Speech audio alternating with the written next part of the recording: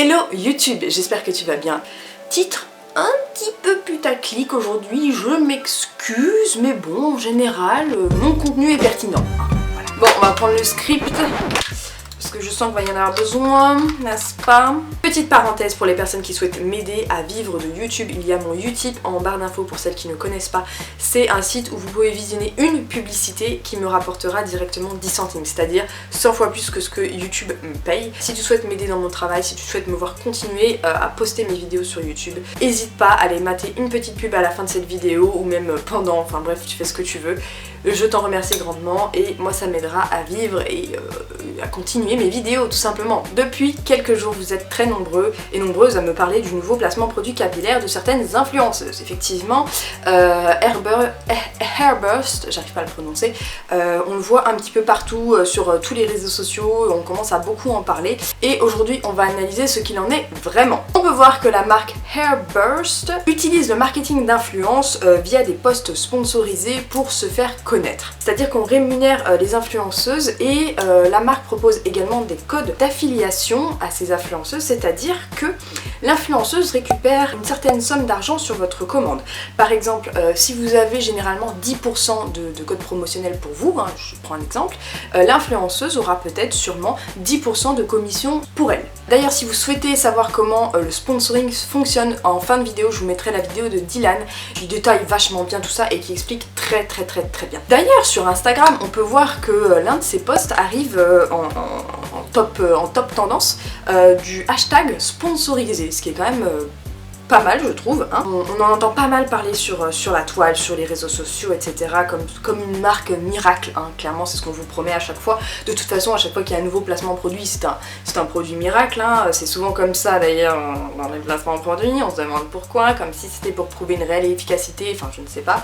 Là c'est mon côté sarcastique qui parle. Ensuite, dans la description de ces posts Instagram, on peut lire des choses assez similaires. Là par exemple, je vais vous mettre des copies de 3 différents posts Instagram. Elles nous disent désormais du coup qu'elles font attention à la composition de leurs produits. Preuve comme quoi, c'est que sur le packaging, il y a écrit sans sodium lauryl sulfate, sans SLS, sans parabènes aussi également, et que les produits sont à base d'huile de coco et d'avocat.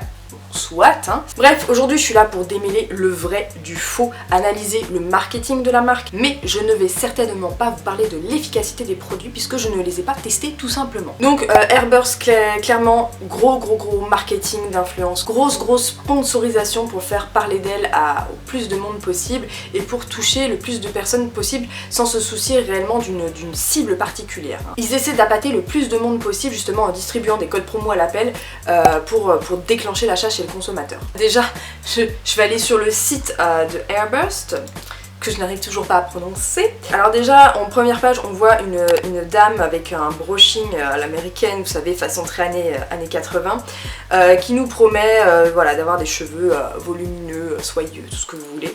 Bref, ensuite on voit des vitamines et c'est une marque qui est worldwide shipping, c'est-à-dire qu'elle livre absolument partout. Ce qui est assez étonnant pour une marque récente, parce que j'ai l'impression que c'est quand même assez récent. Oui, et puis après on nous montre des photos, voilà, 12 mois de traitement Hairburst, et ben moi je suis un petit peu sceptique. Et apparemment cette marque a été citée dans pas mal de magazines, mais bon, on sait pas si c'est les versions francophones de ces magazines qu'on voit là ou pas. J'ai pas l'impression. Et j'aime bien en bas, il y a un petit disclaimer. These are typically results and may vary from person to person. C'est-à-dire que ces résultats peuvent varier d'une personne à une autre, rien n'est garanti. J'adore le petit disclaimer. Enfin bref, on va cliquer sur le premier produit, à savoir le Hairburst Vitamin One Month Supply, qui coûte 28, enfin allez, on arrondit à 30, qui coûte 30 balles la cure au mois, ce qui est pas donné du tout. J'aime bien, on a des petites allégations qui sont assez sympathiques, c'est-à-dire qu'on nous dit que c'est sans gluten, sans soja, sans OGM, sans noisettes arachides, sans graisse transformée, pardon, et que c'est certifié halal. Bon, soit. J'aime beaucoup ces petits logos là qui nous rassurent en fin de compte. Il faut le prendre Hairburst si tu veux avoir des cheveux plus longs, si tu veux nourrir tes cheveux. Donc il y a écrit Nourish your hair from within, c'est-à-dire nourrissez vos cheveux de l'intérieur. Alors qu'on se dise bien, déjà si tu prends des compléments alimentaires, ça va agir sur les cheveux qui sont dès la racine et non pas sur les pointes de tes cheveux, déjà. Hein. bien clair. Ensuite ça va augmenter la santé de tes cheveux, ça va augmenter la force, la résistance de tes cheveux. Alors bien entendu ça augmente la résistance et la force de tes cheveux uniquement à la racine, pas ici. Et alors ça j'adore, réduit la casse, pareil, ça va réduire à la racine mais pas à la pointe, parce que je te rappelle que le cheveu étant une matière biologiquement morte, c'est-à-dire que c'est un amas de kératine qui s'accumule au fil du temps, ça fait un cheveu, sauf que le cheveu n'est pas vascularisé, il n'y a pas de nerfs à l'intérieur, c'est-à-dire qu'on ne peut pas nourrir son cheveu de l'intérieur, il n'y a pas des capillaires qui vont jusqu'au bout de nos cheveux pour les nourrir de l'intérieur, non, le cheveu est une matière biologiquement morte, on peut juste influer en prenant des compléments alimentaires sur la racine de tes cheveux, qu'on se soit bien clair. Bref, ensuite on a tout plein d'allégations marketing, et alors ce qui est très intéressant dans cette gamme, c'est qu'on n'a pas la liste d'ingrédients avec les pourcentages à l'intérieur. Alors ça c'est très curieux, on nous donne justement une liste d'ingrédients comme ça en vrac, mais on nous donne pas voilà, le pourcentage, si ça correspond aux apports journaliers recommandés, on sait pas, on sait rien, voilà. On peut pas savoir si ça correspond, si ça couvre les 10 besoins, ou si c'est en trop grande quantité, si ça peut être dangereux pour la santé ou pas, on sait pas. Voilà, on sait pas, donc moi clairement là déjà ça me pose un problème.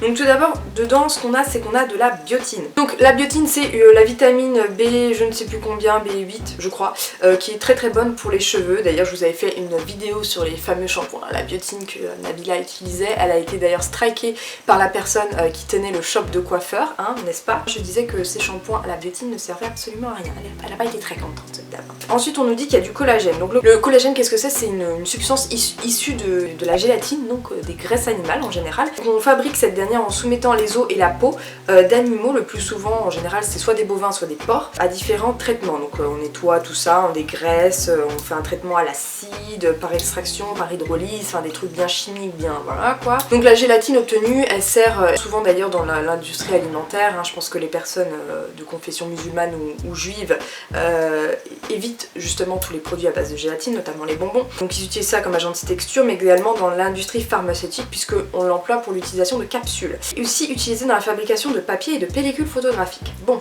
bref, là ils nous ont certifié que c'était halal. Là on parle du coup de collagène végétal. Donc le collagène végétal, j'en ai déduit ça, puisque ce n'est même pas écrit que c'était du collagène végétal, enfin bref. Donc le collagène végétal est un extrait naturel, cet actif est composé de glycoprotéines aux propriétés similaires à celles du collagène naturellement présent dans le derme. Donc ce fameux collagène végétal est un actif idéal pour adoucir, lisser et protéger tous les types de peau, et surtout les peaux sèches et déshydratées. D'ailleurs le collagène végétal a des propriétés très intéressantes sur l'épaississement des cheveux et des cils, et on peut le trouver à partir de 4 € sur Aromazone. Je dis ça, je ne dis rien. Ensuite on retrouve des MSM. Donc le MSM c'est le méthylsulfonyméthane. Ça coûte à environ 7 € pareil quand on regarde le produit seul sur internet. C'est un composé soufré présent en très faible quantité dans de nombreux aliments, mais comme il est en très faible quantité, c'est vrai que c'est plutôt sympa de se supplémenter. Il provient de l'oxydation d'un sous-produit de la pulpe de bois. Bien qu'il soit issu d'une matière première naturelle, les composés qui font de sa fabrication relèvent d'un processus très chimique fait en laboratoire. Donc le MSM aurait plein de propriétés puisqu'il contient en fait du soufre et qui contribuerait à préserver les fonctions immunitaires, à maintenir le bon état des tissus conjonctifs, donc tendons, la peau, le collagène, le cartilage, etc. Et il jouerait également un rôle catalyseur dans le processus de transformation des aliments et de l'énergie qui aiderait à éliminer les toxines de l'organisme. Enfin bon, là pour l'instant on ne parle pas trop de cheveux. Ensuite on va retrouver de la silice, donc pareil la silice c'est un complément alimentaire qu'on peut retrouver à partir de 4 € sur internet. Et pareil c'est un oligo-élément essentiel à notre organisme. Au niveau des tissus conjonctifs... Hermès, montre, tu fais du bruit avec tes pattes là. Voilà, mets-toi ici si t'as envie. Le silicium stimule la formation des fibres de collagène, justement, et maintient l'hydratation dans les tissus, ce qui est particulièrement indiqué dans les traitements pour tonifier et raffermir la peau. Et ce qui est intéressant avec la silice, c'est qu'elle entre également dans la structure de la kératine pour densifier la chevelure et justement rendre les ongles moins cassants. Donc là, ça c'est bien. D'ailleurs, chose qui est importante à savoir, c'est qu'on ne peut pas la fabriquer nous-mêmes, mais on ne peut que l'absorber et la stocker. On peut la trouver notamment dans des eaux qu'on boit. Pour citer des marques, on a la la Salvetta, la Badois, la Volvic et la Evian. Le silicium est également présent dans des céréales complètes, non raffinées, dans la bière, dans les dattes, dans les bananes, dans le café, dans le thé, bref, on peut le trouver à l'état naturel dans notre alimentation. Pour revenir à la complémentation alimentaire, comme il y a de plus en plus de gens qui mangent extrêmement raffiné, extrêmement, on va dire, chimique, c'est vrai que ça peut être intéressant de se supplémenter, notamment voilà, si on a une alimentation pauvre en légumes, en aliments non raffinés en tout cas. Ensuite dans la compo on va retrouver du zinc, donc le zinc pareil on le retrouve à 4 € sur internet. Donc le zinc pareil, oligo-éléments, c'est-à-dire qu'on ne retrouve que des traces dans l'organisme. Il participe entre autres à la synthèse de l'ADN, des protéines, au processus immunitaire, à la guérison des blessures. Il joue également un rôle clé dans la régulation de l'humeur, de l'apprentissage, ainsi que de la vision, du goût et de l'odorat. Putain, le zinc il en fait des caisses. Donc là on a pas mal de compléments alimentaires qui sont intéressants mais qui jouent pas forcément un rôle pour les cheveux hein, comme on l'a vu. Et ensuite on va retrouver donc de la vitamine A, de la vitamine C, de la vitamine E, de la vitamine B6, de l'acide folique, donc c'est la vitamine B9 pardon, c'est celle qu'on donne en général aux femmes enceintes en début de grossesse.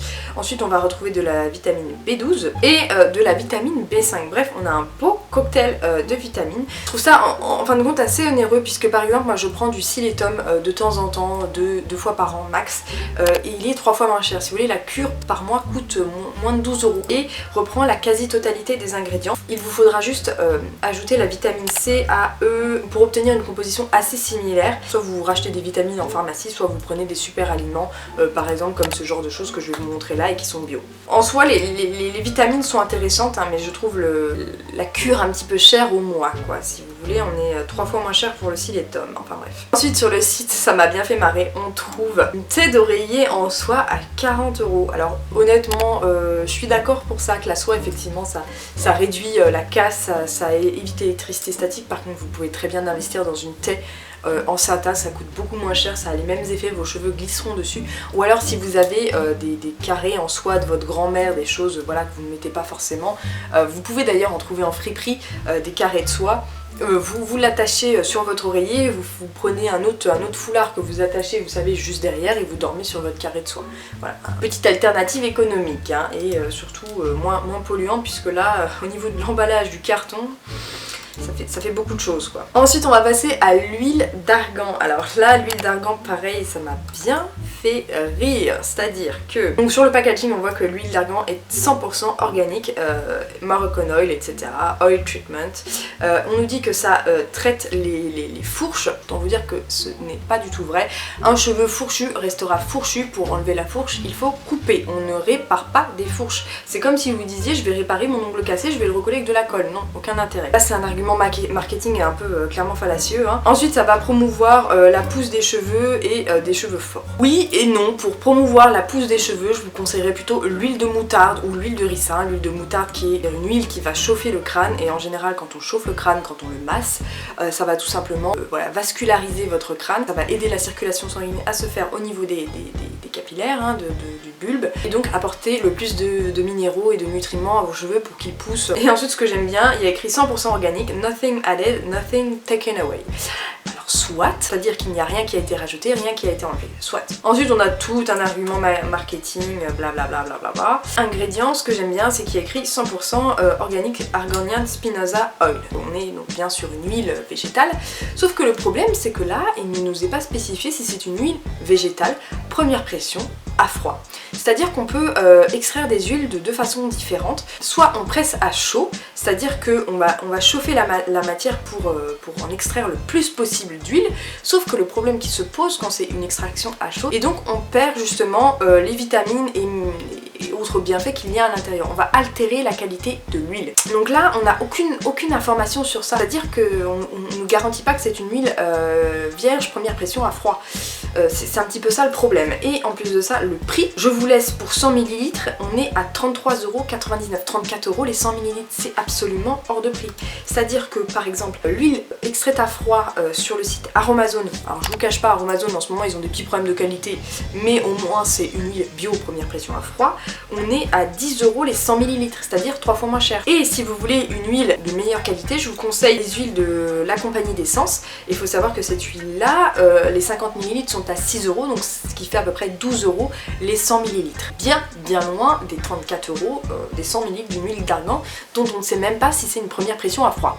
Enfin, là je ne vois pas l'intérêt de cette huile d'argan, clairement c'est vous prendre pour des jambons là. Bon ensuite sur le site on voit qu'il y a un espèce de sérum pour faire grandir les cils. C'est un sérum qui coûte la modique somme de 33 €. Soi-disant il est écrit qu'il est fait à 98% d'ingrédients d'origine naturelle. Hermès te fait du bruit, il monte. Voilà, il va stimuler la pousse des cils, ça va voilà, allonger, épaissir, rendre plus fort les cils. Alors j'adore, il y a écrit NoSLS, c'est-à-dire no sodium laureth sulfate. Le sodium laureth sulfate qui est un détergent très agressif qu'on trouve notamment dans les shampoings, dans les gels douche, etc. Je vous ai fait une vidéo dessus que je vous link en barre d'infos. J'ai envie de dire, c'est un petit peu évident qu'on va pas mettre un détergent dans un truc qu'on se met au niveau des yeux, mais bon c'est pas grave hein. J'ai envie de dire, on repassera. Par contre il y a un truc qui est hyper relou sur le site, ça me saoule depuis tout à l'heure. Vous voyez cette petite fenêtre qui s'ouvre toutes les 2 minutes là, enfin toutes les 2 minutes, toutes les 3 secondes pour dire Mireille a acheté un Airburst pour les cils, Mireille a acheté un carré de soie, Mireille a acheté ci, Mireille a acheté ça. Enfin c'est bon, ça va quoi. Si c'est pas pour pousser le consommateur à acheter, je ne sais pas. Bref, pour en venir au truc, au mascara là, pour en venir à ça, ils nous disent qu'on a des résultats sous 4 à 6 semaines. Alors je trouve que c'est un petit peu osé en sachant que le cycle de renouvellement des cils met 3 mois à se faire. Donc moi je trouve ça un petit peu osé. Bon bref, ceci dit on va aller voir la liste des ingrédients et il nous précise donc c'est de l'eau, de l'acide hyaluronique, donc ça c'est bien, du collagène, ça c'est bien. Ensuite on a une huile, un extrait de citrouille, donc ça c'est bien. Ensuite on a un pentapeptide, alors les pentapeptides ça devient très à la mode en ce moment dans les compositions. C'est des choses qui sont apparemment vachement efficaces et notamment utilisées dans la cosmétique de luxe. Donc ça c'est plutôt bien qu'on retrouve un pentapeptide et ensuite on va retrouver de l'arginine qui va épaissir, densifier et stimuler la pousse des cils. En fait ça va être quelque chose qui va voilà, stimuler la circulation sanguine. La composition elle m'a l'air très bien même. Là pour le coup je valide, c'est beaucoup mieux d'ailleurs que le Revitalage. Le Revitalage vous avez fait une vidéo que je vous link dans la description, c'est beaucoup mieux que le Revitalage, beaucoup moins cher et les ingrédients ont l'air un petit peu plus efficaces. Franchement ça par contre je valide ça je serais curieuse de tester pour le coup. Ah bah écoutez, on va finir en beauté, on va finir par le shampoing et l'après-shampoing. Donc on nous a dit que c'était une gamme à base d'huile d'avocat et de coco, je vous le rappelle, c'est là où c'est le plus drôle. Quand on arrive sur la page du coup de ces shampoings et conditionneurs, on va nous dire que ça va fortifier tes cheveux et que ça va faire croître tes cheveux safely. Comment on traduit ça en français? De façon sécurisée? Je disais pas. Parce qu'il n'y a pas de SLS et de parabènes. Soit. Alors, premier ingrédient, de l'eau, c'est tout à fait normal. Ensuite, on a un ammonium lauryl sulfate. Et c'est là où ça part déjà en couille. Je devrais peut-être pas dire le mot couille. L'ammonium lauryl sulfate, c'est un tensioactif qui est obtenu à partir d'une base naturelle, une base végétale, mais qui possède un potentiel assez irritant, voire même aussi irritant que les sulfates classiques. Donc là, c'est remplacer la peste par le choléra, ça n'a aucun intérêt. Il faut savoir qu'avant, quand j'ai commencé le bio, mes premières erreurs c'était de choisir et de ne pas déjà regarder la liste d'ingrédients et de choisir des shampoings avec de l'ammonium lauryl laureth sulfate. Et je vous jure, je n'ai jamais eu autant de pellicules de toute ma vie, ça m'a jamais autant desséché le crâne. Donc la SLS est obtenue à partir d'huile de coco ou d'huile de palme, voilà. Faut le savoir, donc c'est peut-être issu de l'huile de palme avec tous les problèmes que ça implique. Enfin bref, ensuite on retrouve de la cocamidopropylbétène, donc c'est un tensioactif qui est moyennement irritant, mais un truc moyennement irritant plus un truc irritant, ça fait quand même quelque chose, un potentiel irritant quand même assez élevé. Ensuite, justement pour baisser ce potentiel irritant élevé, on va mettre de la glycérine, donc là ça va, c'est un humectant, un hydratant en fait. Ensuite on va rajouter décidément. Allô maman? Ensuite on a du sodium chloride, à savoir du sel. Ensuite on a un sodium lauryl sarcosinate. Donc c'est un tensioactif qui est plutôt doux, qui est d'origine synthétique ou végétale, là on ne sait pas. Et il va être utilisé également comme conditionneur capillaire. Il va laisser les cheveux faciles à coiffer, souples, doux et brillants. Il va donner du volume et de la lumière, bref voilà. Ensuite on a de la protéine de blé hydrolysée avec l'hydrolyzed wheat protein. Et c'est par contre un agent filmogène. Ça va agir exactement comme les silicones, ça va produire un film occlusif sur la peau et les cheveux et sur les ongles. Ensuite on va retrouver du coco glucoside qui est un tensioactif très doux, qui est souvent d'ailleurs l'un des tensioactifs présents dans des shampoings bio, donc ça c'est bien. Ensuite on a du sodium benzoate qui est un conservateur utilisé dans les cosmétiques bio, donc ça c'est bien. Ensuite par contre c'est moins bien, on retrouve un polyquaternium 22, à savoir un dérivé de silicone dont les procédés de fabrication sont polluants et pareil au niveau de la biodégradabilité, ça se dit comme ça, de la dégradabilité. Bref, on s'en fout, pas top du tout quoi. Ensuite on a l'acide citrique pour le pH, ensuite on a un glycol distéarate, donc c'est un émollient ou un opacifiant, ça peut être soit d'origine animale ou synthétique. Ensuite on a du panthénol, donc le panthénol c'est l'autre nom de la vitamine B5. Alors, le cas du panthénol vitamine B5 est un peu particulier puisque cet ingrédient-là est interdit par les labels bio, donc dans les cosmétiques bio, sous prétexte qu'ils ne sont pas issus directement de la nature. Mais synthétiques, ils ne sont pas polluants à produire ni nocifs pour la santé. C'est un peu dommage, surtout que c'est un actif hydratant et apaisant hors pair, qui n'existe pas sous sa forme active à l'état naturel, donc bon ça c'est un peu dommage.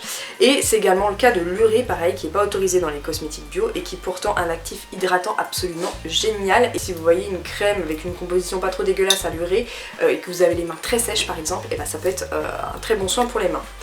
Ensuite on va retrouver dans la compo de la fragrance, donc un parfum potentiellement allergisant. Ensuite on a du myristamide DIPA, je ne sais pas ce que c'est, j'ai pas trouvé d'infos dessus. Ensuite là c'est là où le bas blesse, on va retrouver de j'ai réussi à le dire du premier coup. C'est un dérivé de silicone qui est autorisé dans les cosmétiques bio, pareil, processus un petit peu polluant à produire, bref, pas top. Et ça va agir exactement comme un silicone. Ensuite, on a du sodium PCA, donc c'est un humectant et un émollient mondialement reconnu qui est apparemment très bien. Ensuite, on a du sodium lactate pour le pH. Et on va retrouver mon pote, le disodium EDTA. Alors, qu'est-ce que c'est que le disodium EDTA? C'est un conservateur et un antioxygène. Et il est très polluant à produire puisqu'il est issu de la chimie lourde. Il est aussi également toxique à produire au passage, et accessoirement il va servir d'antitartre. Le problème avec le DTA, c'est qu'il va finir dans les stations d'épuration de façon non détériorée quoi, c'est un petit peu ça le problème. Enfin bref, ensuite on va retrouver de l'arginine. Donc l'arginine, c'est un acide aminé semi-essentiel. Ça va stimuler la circulation sanguine, ça va fortifier le système immunitaire et influer de façon positive sur la libido de ces messieurs. Voilà. Donc l'arginine, en fait là, il va être utilisé pour stimuler la circulation sanguine et donc apporter plus de sang au niveau du crâne et donc forcément permettre aux cheveux de croître plus vite. Sauf que le problème, on va en parler à la fin. Donc ensuite on va retrouver du PCA, donc c'est l'abréviation de acide pyrrolidone carboxylique. Donc c'est un humectant, un hydratant, j'ai pas trouvé plus d'infos que ça dessus. Ensuite on a du tocosphéryl acétate, donc c'est un dérivé de la vitamine E, je crois qu'il est synthétique. Et ensuite on va retrouver toutes nos potes là, donc glycine, alanine, sérine, valine et micheline. Et en fait tous ces noms en in là, c'est tout simplement des acides aminés. Et ensuite on va retrouver de l'amyle cinnamale et du coumarin qui sont des substances parfumantes. Alors, le problème avec ces acides aminés et l'arginine, c'est que le shampoing, vous le gardez de moins de 2 minutes sur la tête. Donc pour moi, ça n'a aucun intérêt de mettre des vitamines, comme je vous l'avais dit dans ma vidéo sur la biotine, aucun intérêt de mettre des vitamines, des acides aminés et des choses comme ça qui ne seront pas directement absorbées par la peau puisque ça va rester en surface, ça va stimuler effectivement un petit peu la surface du cheveu, mais ça ne va en aucun cas aider à la croissance du cheveu comme ça directement. Surtout que le shampoing vous le gardez moins de 2 minutes sur la tête quoi. Donc là clairement aucun intérêt. L'intérêt aurait été éventuellement de faire une lotion à faire poser en racine pendant plusieurs heures quoi. Mais sinon là aucun intérêt. Clairement, sans parabènes, oui, je valide. Conservateurs qui sont clean. Par contre, ammonium lauryl sulfate, je valide pas du tout. C'est remplacer la peste par le choléra, je n'en vois absolument aucun intérêt. Ensuite, on va passer au conditionneur. Donc pareil, conditionneur, même principe. Donc alors, le premier ingrédient c'est de l'eau. Ensuite, c'est du cétaryl alcool. Donc c'est des alcools gras qui peuvent être parfois issus de l'huile de palme. Donc là, pareil, on sait pas. Ensuite, on a de la glycérine. Pareil, la glycérine, je vous en parle jamais, mais ça peut être des fois d'origine animale et des fois d'origine végétale. Sauf que là, ce n'est absolument pas précisé, donc on peut penser que c'est d'origine animale ou végétale, mais je ne sais pas. Voilà. Bon, jusque là, ça va. Glycérine, ça va. Ensuite, on a du béantrimonium chloride. Le béantrimonium chloride, c'est un dérivé de silicone qui est polluant à produire, qui est toxique pour l'homme et qui est potentiellement allergène. Et je vous le rappelle, dans les produits à rincer, je crois que sa concentration maximale doit être de 5%. Et dans les produits à laisser sur la peau, je crois que c'est encore moins, ouais, peut-être 1% ou un truc comme ça quoi. Donc bon, béantrimonium chloride, en plus de ça, voilà, toxique, polluant, pas top, si on pouvait s'en passer c'est mieux. Et d'ailleurs, dans les soins sans silicone, souvent on met le béantrimonium chloride pour remplacer les silicones puisque ça a les mêmes effets. Bref. Ensuite on a de l'acide citrique pour le pH, ensuite on a de la méthylamine. En fait, quand vous voyez propyle dans les compositions, ça indique une chimie issue du pétrole tout simplement, et donc forcément interdit par les labels bio français, mais qui sont d'ailleurs utilisés dans les labels bio allemands, petite précision. Ensuite on va retrouver notre protéine hydrolysée de blé qui va pareil être utilisée, enfin agir exactement comme un silicone. Ensuite on va retrouver le palmidopropylène, pareil, dérivé de silicone encore une fois. En fait c'est ce qu'on appelle des ammonium quaternaires. Donc les ammonium quaternaires, ça a le même effet que les silicones, sauf que ce ne sont pas appelés des silicones, donc on peut estampiller la bouteille sans silicone. Voilà, prenez maintenant le raisonnement.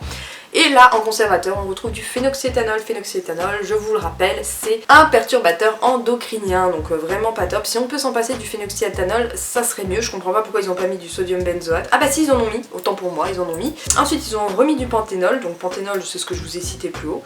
Ensuite, on retrouve du parfum, on retrouve du sodium benzoate. C'est dommage de mettre du phénoxyéthanol avec du sodium benzoate, enfin bref. Ensuite, on retrouve du céantrimonium chloride, pareil, dérivé de silicone. Et là, je pense qu'il est plus utilisé comme conservateur, quoique. Ensuite, on va retrouver de l'isopropyl alcool, donc c'est un agent anti-mousse, un agent parfumant, un solvant et également un agent de contrôle de la viscosité. Ensuite on va retrouver du tocophéryl acétate, donc dérivé synthétique de la vitamine E, et on va retrouver notre fameux hydroxypropyl guar hydroxymireille chloride, là, ça je vous l'ai pas dit, c'est un dérivé transformé de la gomme de guar qui sert d'agent conditionnant dans les shampoings et après-shampoings et des crèmes coiffantes capillaires, et ça a les mêmes effets que les silicones. C'est quelque chose qui peut être autorisé dans un cosmétique bio, d'ailleurs. Alors moi je sais que j'en utilise parfois dans mes compositions tout simplement parce que j'ai les cheveux très bouclés. Bon alors là ils sont ondulés on va dire artificiellement avec des tresses, mais mes cheveux sont très curly. Si vous me connaissez vous savez que j'ai une masse de cheveux et malheureusement les curly vous connaissez l'enfer du démêlage. Moi j'ai souvent des nœuds, c'est de la bourre derrière, là au niveau de la nuque c'est une catastrophe, et donc j'utilise parfois des dérivés de silicone pour m'aider à démêler les endroits qui sont trop emmêlés. Ça a des bons côtés mais ça a plus d'effets négatifs que d'effets positifs si utilisé n'importe comment. Ensuite on va retrouver du PCA, du lactate, de l'arginine, et ensuite on va retrouver notre série de glycine, alamine, géraldine, tout ça, d'acides aminés et des substances parfumantes. Donc là vous voyez quand même que la compo, pareil, c'est pas top quoi. Et 30 €, donc ça fait 15 € les bouteilles, franchement, honnêtement. Au niveau de la compo c'est franchement un peu cracrouille quoi, ça vaut pas le prix, franchement je vois pas trop l'intérêt. Surtout qu'ils ont des allégations, ouais 98% d'origine naturelle, ouais mais vous voyez qu'il y a quand même beaucoup d'ingrédients qui sont... Bon, et j'ai complètement oublié de vous dire ça dans la vidéo, mais où est cette fameuse huile de coco et cette huile d'avocat dans la composition des shampoings? Je n'en vois absolument nulle part. Pour moi, cette allégation est une allégation mensongère. Je ne comprends même pas ce que ça vient faire ici. On ne trouve nulle part un extrait d'huile d'avocat ou encore d'huile de coco. Donc franchement, mon avis est très négatif sur cette marque. Issu quand même de chimie lourde, de pétrochimie, d'huile de palme, enfin des choses un petit peu tendancieuses comme ça, donc franchement moi je trouve ça assez dommage. Surtout qu'il existe des soins bio naturels comme ma routine Urtecrame, je vous mets des petites photos là, qui en termes de compos sont bien moins dégueulasses et surtout bien moins chères puisqu'on est à 7 € la bouteille en général, et qui sont tout aussi efficaces et qui sont tout aussi bien. Enfin moi j'utilise cette routine, elle est très bien, elle est sans ammonium laureth sulfate, ça contient des tensioactifs quand même assez doux, en termes l'après-shampoing est très bien, il démêle assez bien, et le spray hydratant c'est ce que j'utilise, c'est ce que j'ai utilisé aujourd'hui pour faire mes boucles. Il est très bien, il contient un tout petit peu de dérivé de silicone en toute fin de composition, et quand je vous dis en toute fin c'est l'avant-avant-dernier ingrédient, donc c'est-à-dire qu'il y en a très peu dans la compo, donc à la limite je lui pardonne. Et en plus de ça c'est certifié par EcoCert, c'est vegan, c'est cruelty free, et c'est vraiment cruelty free puisque je vous le rappelle, quand on dit que le produit est cruelty free, c'est qu'en général on parle du produit fini. Donc le produit fini effectivement n'est pas testé sur les animaux, c'est-à-dire qu'ils n'ont pas lavé leur chien avec le shampoing, et certains ingrédients pris individuellement peuvent avoir été testés sur les animaux malheureusement. Clairement moi je trouve ça assez onéreux pour ce que c'est, clairement on veut vous vendre des choses qui sont un petit peu inutiles, un petit peu trop onéreuses.